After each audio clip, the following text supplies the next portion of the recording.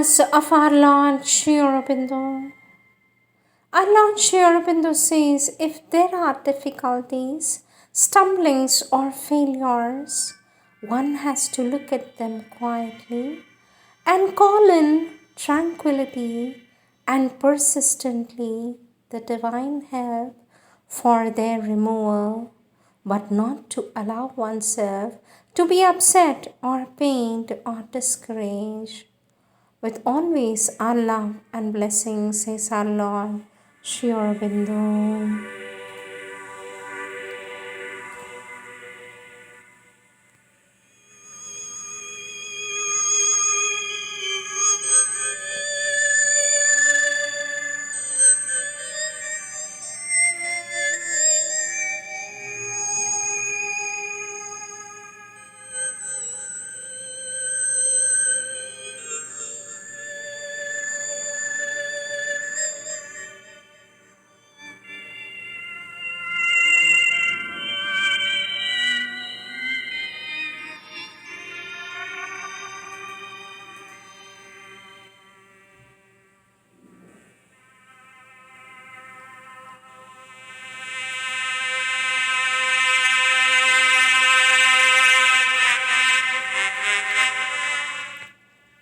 Words of our Lord Sri Aurobindo and our Divine Mother, taken from the compilations of the works of our Lord and our Divine Mother, book Emergence of the Psychic, page 55, topic Contact with the Psychic Being.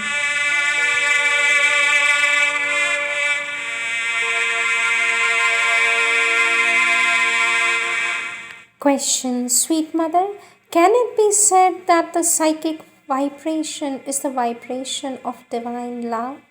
For this, our Divine Mother says, each one of you should be able to get into touch with your own psychic being. It is an inaccessible thing. Your psychic being is there precisely to put you into contact with the divine forces. And if you are in contact with your psychic being, you begin to feel, to have a kind of perception of what the divine love can be. And as I just said, it is not enough that one morning you wake up saying, oh, I would like to be in contact with the divine love. It is not like that. It is through a sustained effort, a deep concentration, a great forgetfulness of self, you succeed in contacting or in coming in contact with your psychic being. You will never dream of thinking, oh, I would like to be in contact with the divine love. You are in a state in which everything appears to you to be this divine love and nothing else. For this the child says, so Divine Mother need not be sought and known apart from the psychic being? For this our Divine Mother says, no. Find your psychic being and you will understand what divine love is. Find your psychic being and you will understand what divine love is. Do not try to come into direct contact with the divine love, because this will yet again be a vital desire pushing you. You will perhaps not be aware of it, but it will be a vital desire. You must make an effort to come into touch with your psychic being, to become aware and free in the consciousness of your psychic being, and then quite naturally, spontaneously, you will know what the divine love is, says our Divine Mother.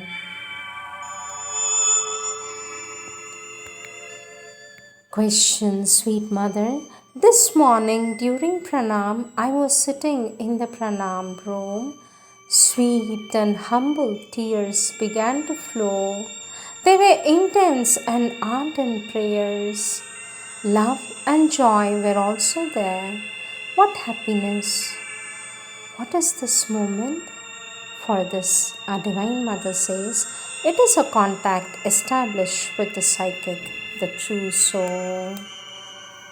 For this, the child says, I must have felt, sweet mother, something during my pranam because afterwards I wept. Oh, sweet mother, why is it so? For this, our Divine Mother says, because during the pranam, I re-established the contact between your ordinary consciousness and the psychic consciousness. The extreme sweetness of the psychic consciousness always makes the outer consciousness weep with emotion. I have known people who are extremely stupid, truly stupid. Well, these people succeed through aspiration. An aspiration which was not formulated, had not even the power to express itself in words, succeeded in coming into contact with their psychic being. It was not a constant contact, it was momentary, at times very fugitive. But while they are in contact with their psychic being, they become remarkably intelligent. They said wonderful things. I knew a girl who had no education, nothing, truly stupid. People said, there is nothing to be done about it. It is not possible. Well, when she was in contact with her psychic being, she understood the profoundest things and made astounding remarks. But when the contact stopped, she became stupid once again. It was nothing something permanent.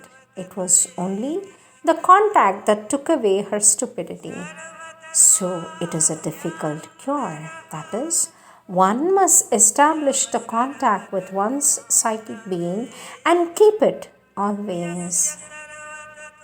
There is a kind of inner communion with the psychic being which takes place when one willingly gives up a desire, and because of this one feels a much greater joy than if one has satisfied his desire.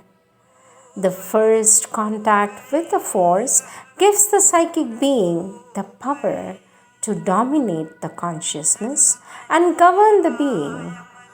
But gradually, the other parts of the mental, vital, and the physical revert to their old activities and the good conditions get healed. You must have a persistent will to regain it. This faith, this trust in the divine grace is in the psychic. Behind there, like that, in the psychic, always there. Thy instrument, this will is thy servant, this intelligence is thy tool, and the whole is only thyself.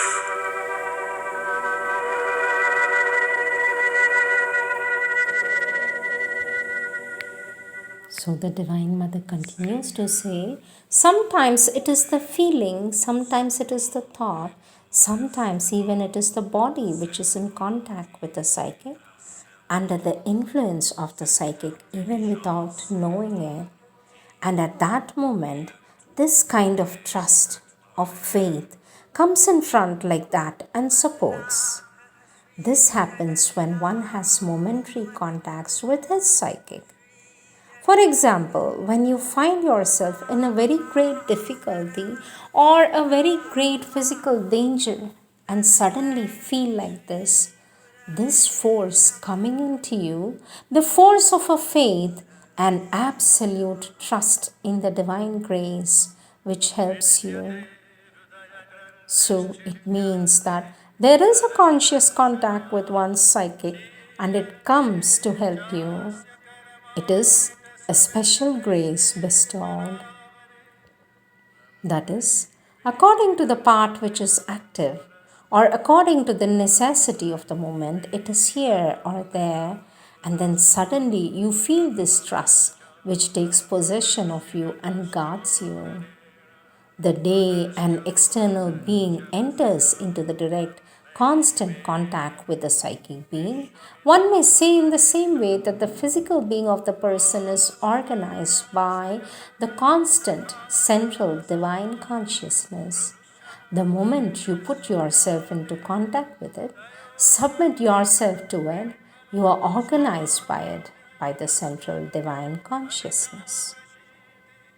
It is usually the first contact with the psychic being which brings this experience, reversal of consciousness. But it is only partial. Only that part of the consciousness or the activity in any part of your being, that part of the consciousness which is united with the psychic, has the experience. And so, at the moment of that experience, the position of that part of the consciousness in relation to the other parts and to the world is completely reversed and is different. And that is never undone. If you have the will or take care or able to put into contact with this part all the problems of your life and all the activities of your being, all the elements of your consciousness, then they begin to be organized in such a way that your being becomes one unity, a single multiplicity, a multiple unity, complex but organized and centralized around a fixed point so well that the central will or the central consciousness or the central truth has the power to govern all the parts, for they are all in order organized around this central presence. It seems to me impossible to escape from this necessity if one wants to be and is to be a conscious instrument of the divine force. Our Divine Mother says, you may be moved, pushed into action, and used as unconscious instruments by the divine force if you have a minimum of goodwill and sincerity. But to become a constant instrument capable of identification and conscious willed movements, you must have this inner organization. Otherwise, you will be always running into a chaos, somewhere a confusion, somewhere an obscurity, unconsciousness. And naturally, your action, even though guided exclusively by the divine, will not have the perfection of expression it has when it has acquired a conscious organization around this divine center, says our Divine Mother.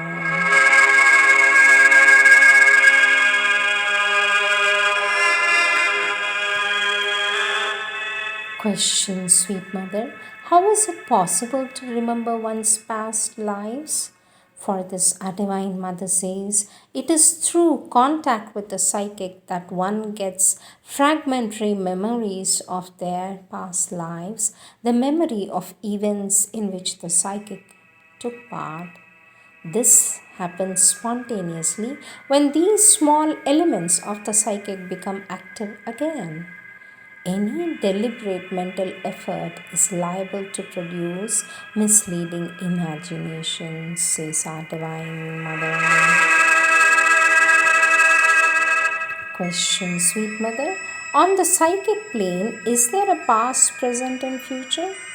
For this, our Divine Mother says, in the psychic, yes, you have even the consciousness of all the lives you have lived. When you enter into contact with the psychic, you become conscious of all the lives you have lived. It keeps the absolutely living memory of all the events in which the psychic took part. Not the whole life, not that one can tell stories to oneself. That first one was a monkey, then later something higher, and so on.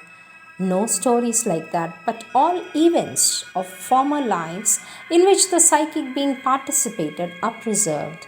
And when one enters into conscious contact with this psychic being, this can be called up like a sort of a cinema. But it has no continuity in lives in which the psychic is absolutely conscious, active, permanently active. that it is constantly associated with the consciousness. So naturally, being constantly associated with the consciousness, it remembers everything that has happened in the real life of the person. Memories, when one follows these things, the memories of the psychic being are more coordinated, closer to what could be called a physical memory, if they won, in any case, of all the intellectual and emotional elements of life, of some physical elements when it was possible for being to manifest in the outer consciousness. And these moments, the whole set of physical circumstances in which one is kept absolutely intact in the consciousness.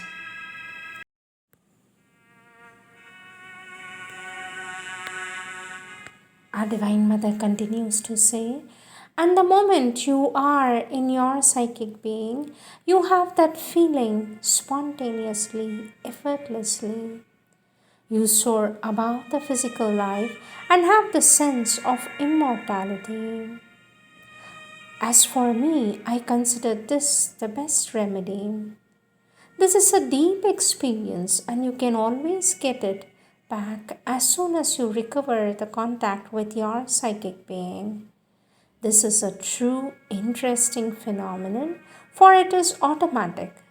The moment you are in contact with your psychic being, you have the feeling of immortality, of always having been always eternally, being always eternal.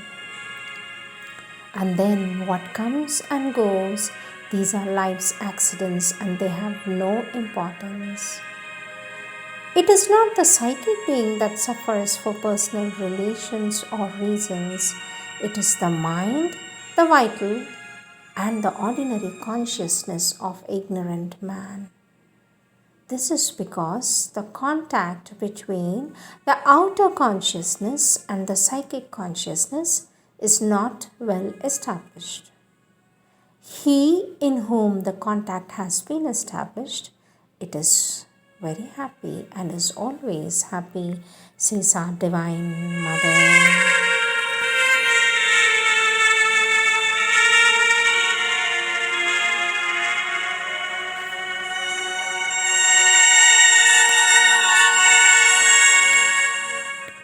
Next topic, growth of the psychic being. Question, sweet mother. I thought that the soul was perfect in its nature. I don't understand the ascension of the soul towards the truth from where it springs or from which it springs. For this, our Divine Mother says the essence of the soul is divine, but the soul or the psychic being grows through all the forms of evolution. It becomes more and more individualized and increasingly conscious of itself and its origin. Question, sweet mother, does the psychic being always progress? For this, our Divine Mother says, there are in the psychic being two different kinds of progress. One consists of its formation, building, and organization. For the psychic starts by being only a kind of tiny divine spark within the being, and out of this spark will emerge progressively an independent conscious being having its own action and will. The psychic being at its origin is only a spark of the divine consciousness, and it is through successive lives that it builds up a conscious individuality. It is a progress similar to that of a growing child. It is a thing in the making. For a long time, in most human beings, the psychic is a being in the making. It is not a fully individualized, fully conscious being and master of itself, and it needs all its rebirths one after another in order to build itself and become conscious. But this sort of progress has an end. There comes a time when the being is fully developed, fully individualized, fully master of itself and its destiny. When this being or one of these psychic beings has reached that stage and takes birth in a human being, that makes a very great difference. The human being, so as to say, is born free. He is not tied to circumstances, surroundings, to his origin and atavism like the ordinary people. He comes into the world with the purpose of doing something, with a work to carry out, a mission to fulfill. From this point of view, his progress in growth has come to an end. That is, it is not indispensable for him to take birth again in a body. Till then, rebirth is necessity, for it is through rebirth that he grows. It is in the physical life and the physical body that he can gradually develop and become fully conscious being. But once he is fully formed, he is free in this sense that he can take birth or not at will. So, there one kind of progress stops. But if this fully formed being wants to become an instrument of work for the divine, if instead of retiring to repose in a psychic bliss in its own domain, he chooses to be a worker upon earth to help in the fulfillment of the divine work, then he has a fresh progress to make, a progress in the capacity for work, for organization of his work, and for expression of the divine will. So, there is a time when the thing changes. So long as he remains in the world, so long as he chooses to work for the divine, he will progress. Only when he withdraws into the psychic world, only when he withdraws into the psychic world and refuses to continue doing the divine work or renounces it, he can be in a static condition outside all progress, because, as I told you, only upon earth is there progress, only in the physical world. It is not acquired everywhere. In the psychic world, there is a kind of bliss, repose. One remains what one is without any moment, says our Divine Mother.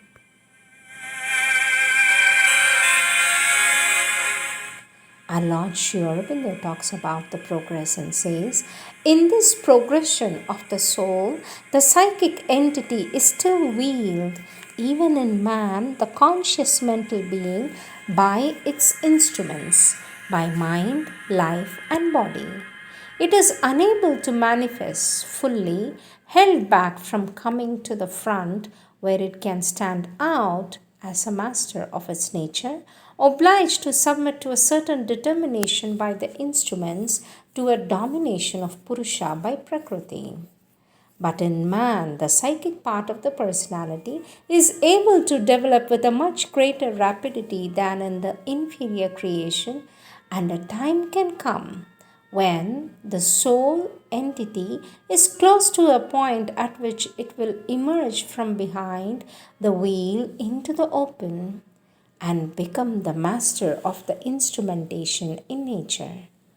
But this will mean that the secret indwelling spirit, the demon, the Godhead within, is on the point of emergence, and once it emerges, it can hardly be doubted that its demand will be, as indeed already is in the mind itself, when it undergoes the inner psychic influence for a diviner and a more spiritual existence. Our Divine Mother says, still the self-giving is firmly psychic. There will be disturbances, the interval of the dark moments between the bright ones. It is only the psychic that keeps on progressing in an unbroken line, its moment a continuous ascension, says our Divine Mother.